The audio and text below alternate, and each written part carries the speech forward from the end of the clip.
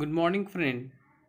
The previous lecture they discuss about the important oxidizing reagent first, that is a potassium permanganate, that is a KMnO4. But today here discuss the new important oxidizing agent, that is a potassium dichromate. The formula of potassium dichromate is K2Cr2O7. Okay, the potassium dichromate is not strong an oxidizing agent but have many useful applications and contain advantages over the other oxidizing agent like KMnO4, ferric sulfate, etc. Okay, म्हणजे आता जो दुसरा oxidizing agent आहे तर K2Cr2O7 potassium dichromate, तर हा एक important oxidising agent असून याचे काही गुड फेथ ॲडव्हान्टेजेस आहेत ओव्हर विथ KMnO4. म्हणजे KMnO4पेक्षा काही चांगले ॲडव्हान्टेजेस आहेत, ते आता आपण बघू. It is often very high purity and therefore serve as excellent primary standard. Okay, याची जी प्युरिटी आहे तर ही प्युरिटी एकदम हाय आणि हा पण एक स्टँडर्ड प्रायमरी रेफरन्ससाठी वापरू शकतो, की जो प्रायमरी रेफरन्ससाठी आपण KMnO4 वापरू शकत नव्हतो. म्हणजे हा एक ओव्हर ॲडव्हान्टेजेस आहे KMnO4पेक्षा हा K2Cr2O7चा. Next, it should are stable if they are properly protected from evaporation.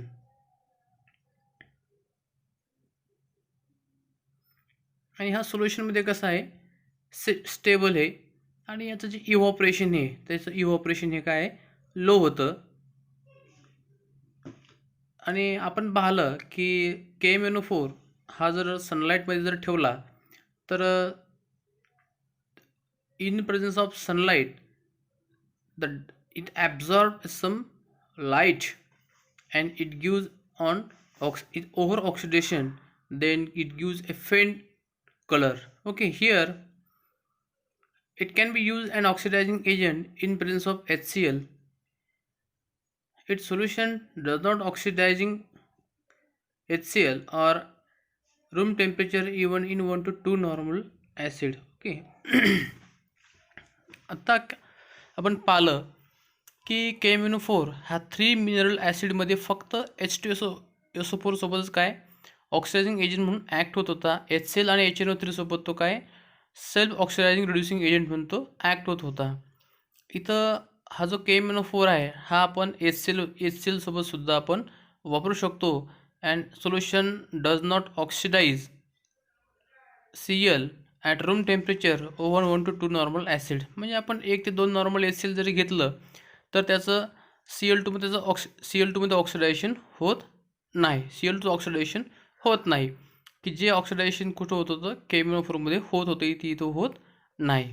Okay, आता आपण एक सिम्पल रिॲक्शन बघू. Potassium dichromate is employed and oxidizing agent in acid solution due to following reaction. Okay, आता आपण म्हणतो ऑक्सिडायझिंग एजंट म्हणजेच काय, की तो इलेक्ट्रॉन घेतो. ओके, आता इलेक्ट्रॉन घेतल्यानंतर त्याची काय रिॲक्शन होते किंवा how to proceed this reaction, ती रिॲक्शन बघू आपण. Cr2O7 two minus, here it required 14 proton plus 6 electron. बघा आता K2Cr2O7 इथं हा +6मध्ये आहे आणि ज्यावेळेस त्याचं प्रॉडक्ट तयार झालं Cr3+ 2Cr3+ plus 7H2O. Okay, इथं Cr+3मध्ये म्हणजे काय एका Crनं 3 इलेक्ट्रॉन गेन केले. इथं Cr आहे 2 म्हणजे एका Crनं 3 इलेक्ट्रॉन गेन करून Cr3+ बनला. म्हणजे it is strong oxidizing agent.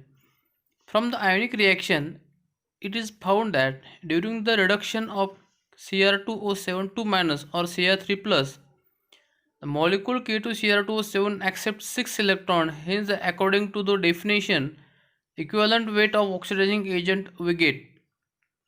आता आपण याचं आता आपण याचं काय काढू, इक्विवलंट वेट काढू. ओके, आता इक्विवलंट वेट कसं काढतो आपण, की तो किती इलेक्ट्रॉन गेन करतोय. ओके, आता इक्वल वेट ऑफ K2Cr2O7 बघा, यामध्ये 2 K2 आहेत, 2 Cr2 आहेत आणि O7 आहेत. ओके. याचं टोटल मॉलिक्युलर वेट जे आहे तर ते आहे 294. किती इलेक्ट्रॉन गेन करतो तो, तर 6 इलेक्ट्रॉन गेन करतो. आता 294/6 equal to 49. The equivalent weight of K2Cr2O7 is 49. Okay.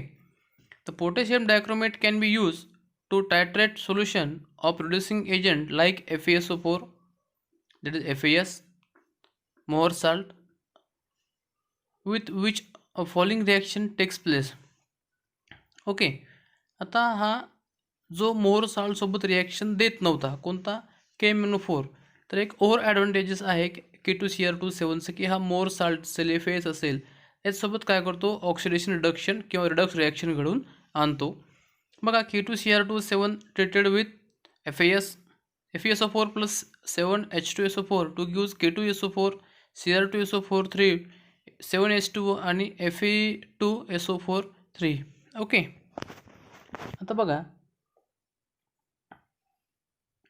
इथं झालंय, इथं बघा K2Cr2O7 मध्ये हा जो Cr2 आहे हा आहे +6 मध्ये, हा Cr2 आहे +3 मध्ये. ओके. म्हणजे काय, Cr2नं 6 इलेक्ट्रॉन काय केले गेन केले. ओके. याचं झालं रिडक्शन कोणाचं, Cr2चं. इथं FeSO4, Fe हा +2 मध्ये. ओके. Fe इथे गेला +3 मध्ये. याचं झालं ऑक्सिडेशन. ओके. यानं काय केलं, इलेक्ट्रॉन लूज केले. ओके. एक इलेक्ट्रॉन काय केलं त्यानं लूज केला. Okay. Potassium dichromate is of particular importance for the estimation of ferrous ammonium ion in presence of hydrochloric acid or sulfuric acid. Okay. आता बघा एस्टिमेशन आहे in presence of sulphuric acid और hydrochloric acid. FAचं estimation आपण HCl किंवा H2SO4 मधून करू शकतो. त्यासाठी हा एक पोटॅशियम डायक्रोमेट हा एक पर्टिक्युलर इम्पॉर्टंट ऑक्सिडायझिंग एजंट एस्टिमेशनसाठी वापरला जातो. Okay. End point may be detected either by means potassium ferrocyanide use as external indicator or by means diphenylamine employed as internal indicator. Okay. आता याचा end point detect करण्यासाठी आपल्याला एक FAS external इंडिकेटरची आवश्यकता आहे किंवा डायफिनिल अमाइन हे आपले इंटरनल इंडिकेटर आपण इथं यूज करू शकतो. ओके. तर आपल्याला प्रश्न येऊ शकतो की FAचं डिटेक्शन करण्यासाठी एक एक्सटर्नल इंडिकेटर म्हणून कोण वापरतात, तर दॅट इज पोटॅशियम फेरोसायनाइड वापरतात. किंवा एक्सटर्नल इंडिकेटर म्हणून कोण वापरतात, इंटरनल इंडिकेटर म्हणून कोण वापरतात, तर तो आहे इंटरनल इंडिकेटर डायफिनिल अमाइन. ओके. तर हा होता एक important oxidising agent that is K2Cr2O7. तुम्हाला एकदा येऊ शकतं give the details in importance for give the details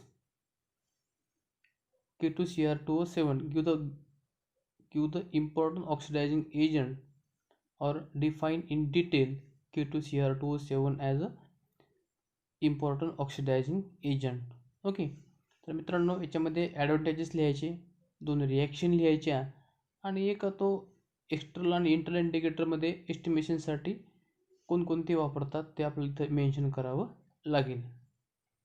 तिसरं इम्पॉर्टंट ऑक्सिडायझिंग एजंट आहे iodine, that is I2. Iodine can be employed in oxidation reduction titration because of reaction. आता बघा Redux टायट्रेशनमध्ये किंवा oxidation Redux टायट्रेशनमध्ये I2चा एक महत्त्वाचा रोल मानला जातो.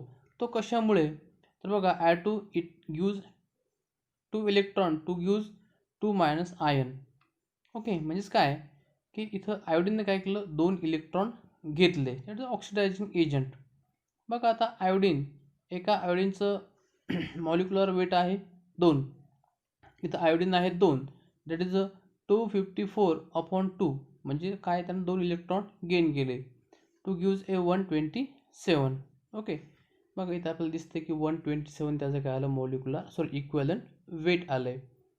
Iodine act as a mild oxidizing agent in solution and oxidize thiosulfate S2O3 minus, sulfate SO3 minus, arsenite AsO3 minus, and ferrous ion quantitatively in external or moderately acid solution. It is therefore employed for the estimation of all these ion by titration. The titration involving the use of iodine as a term in iodine titration. There are two types of, namely iodometry and iodometry. Okay. आता बघा हा जो iodine आहे तर हा जो important oxidising agent आहे कोणाकोणासाठी, thiosulphate असेल, आर्सेनाइट असेल, त्यानंतर सल्फेट असेल. याचं क्वांटिटेटिव्हली इस्टिमेशन किंवा न्यूट्रल मॉडरेट क्वांटिटेटिव्ह इस्टिमेशन करण्यासाठी हा आयोडीन किंवा I2 वापरला जातो. तर याचे जनरली दोन टाईप आहेत. पहिला आहे आयोडोमेट्री आणि दुसरा आहे आयोडोमेट्री. ओके, पहिलं बघू आपण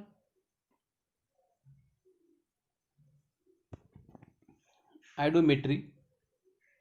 बघा आयोडोमेट्रीमध्ये सांगितलं आहे the titration in which reducing agent is directly treated against standard iodine solution are known as iodometry. बघा त्यांनी सांगितलं की जो काही रिड्युसिंग एजंट असेल आपल्या सोल्युशनमधील आपलं रिड्युसिंग एजंट असेल तो डायरेक्ट ट्रीट करायचा आयोडीनसोबत, तर त्याला म्हणतात आयोडोमेट्री. Okay, titration in which reducing agent is directly treated with against standard iodine solution is known as iodometry. It includes the determination of sulfate, sulfite, arsenite etc. आता बघा तर हा कोणाकोणा रिड्यूस करतो, तर सल्फेट आहे, सल्फाईड आहे, आर्सेनाइट आहे, त्यांना काय करतो तो रिड्यूस करतो. बघा त्याची रिॲक्शन आपण बघू. आता I2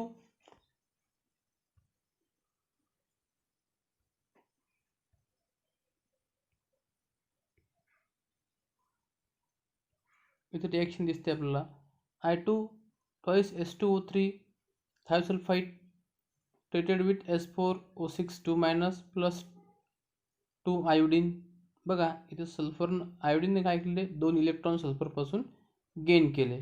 ओके, नंतर सल्फाईट H2O इथे सुद्धा आयोडीननं 2 इलेक्ट्रॉन गेन केले. आर्सेनाइट इथे सुद्धा आयोडीननं आर्सेनाइट टेट्रॉक्साईड तयार झाला आणि आयोडीननं 2 इलेक्ट्रॉन गेन केले. हे आहे आयोडोमेट्रीचं एक्झाम्पल. ओके, नेक्स्ट आहे आयोडोमेट्री. आयोडोमेट्री आणि iodometry. Okay,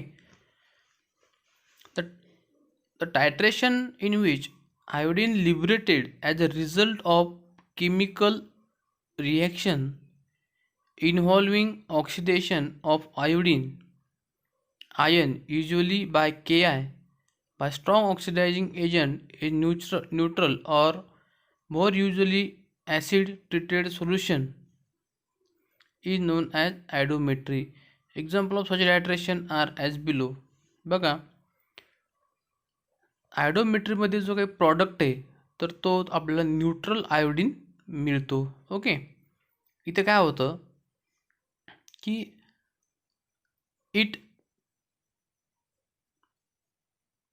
absorbs some it by using iodine usually Ki or number of iodine source element to using strong oxidizing agent in a neutral or more usually acid treated with solution known as iodometry.